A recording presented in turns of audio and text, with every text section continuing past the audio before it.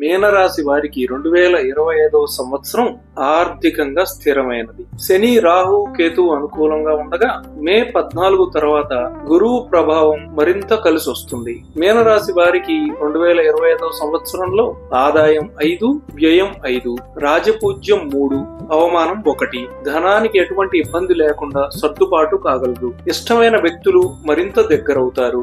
ఆధ్యాత్మికత పెరుగుతుంది. తీర్థయాత్రలు విరివిగా చేస్తారు.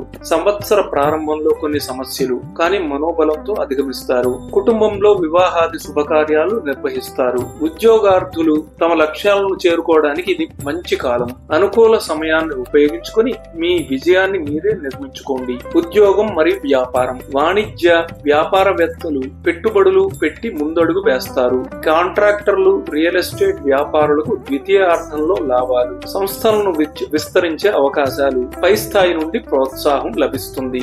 రాజకీయ వర్గాలకు ప్రజాదరణ పెరుగుతుంది. కళాకారులకు అవకాశాలు మరియు విజయాలు ఒకేసారి రాగలవు. ఉద్యోగస్తులు ఒడిదుడుకులను అధిగమించి కొత్త అవకాశాలను అందిపుచ్చుకోగలరు. ఆరోగ్యం మరియు పరిహారాలు. సంవత్సర ప్రారంభంలో ఆరోగ్య సమస్యలు కానీ త్వరగా కోలుకుంటారు. శని, రాహువు, గురువుకి ప్రథమార్థంలో పరిహారాలు చేయాలి. నృసింహ స్తోత్రాలు పఠించడం ఉత్తమం. పరిహారాలు పాటించి ధైర్యంగా ముందుకు సాగితే 2025వ సంవత్సరం మీకు గొప్ప విజయాలను అందిస్తుంది. జయ శ్రీరామ్.